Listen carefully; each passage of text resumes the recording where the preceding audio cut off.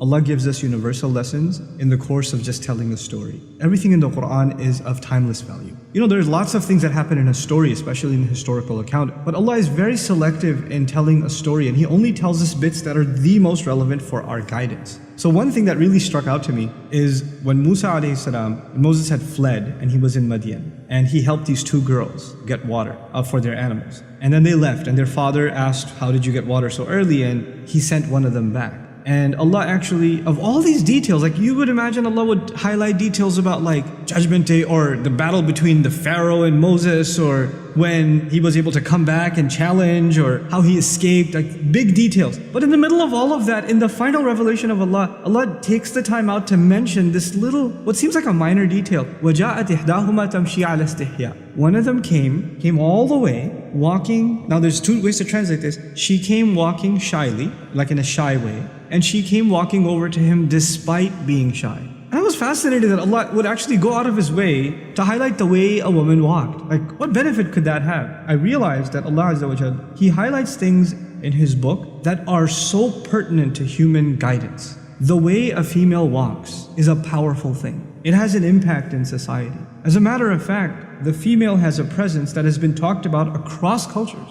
Just her presence has a power, has an awe. It inspires something. At the very least, it catches the attention of the male, but there's more to it than that. There is actually a psychological, even a spiritual effect when there's the presence of a woman and when she's walking by. This is something societies were so aware of that in many cultures, the elite women of a society were actually kept hidden away. Like in Korean society, old Korean society for example, they wouldn't go out until the nighttime, the elite women. It has nothing to do with Islam. It's just they were aware of the power of the presence of women. And so Allah Azza wa Jal describes, and He's highlighting to women and to men, the effect the role of a woman in public can have. And yet at the same time, Islam is not saying keep women indoors because they have too much of an effect. They have too much of an impact.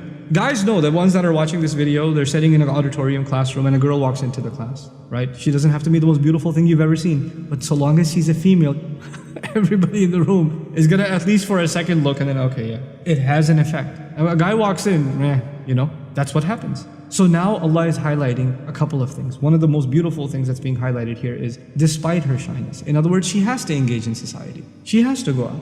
And yes, there will be people that stare. And sometimes if you have a vulgar society, people comment and whistle and make passes at them, or worse. There are societies where even harassing women on the street has become common. Sometimes verbally and sometimes even physically, it's become common. But yet she has to engage in that society. So she has to find a way of engaging in it. She can protect herself, and yet at the same time be a participant in society. The second thing that's really beautiful here is she walked shyly. In other words, she walked guarding her modesty. She realized that she has a presence, and she realized that this is something that has an impact on others. It's not just about her, it's actually about recognizing the presence that she carries. And so she walked in a way that is shy. She walked in a way that is not showing off, or is not provocative as to get the attention. And she's walking over to a young man, as a matter of fact in this case, ala istihya. A female must recognize the power that she has. And so even the way in which a woman walks is highlighted in such a subtle, beautiful way. And it's not like this girl was shy. It's not. She walked over by herself to this strange man and said, Inna abi yad'uka liyajziyaka ajra ma saqayta lana. My dad's calling you, okay? He wants to pay you for the services you provided.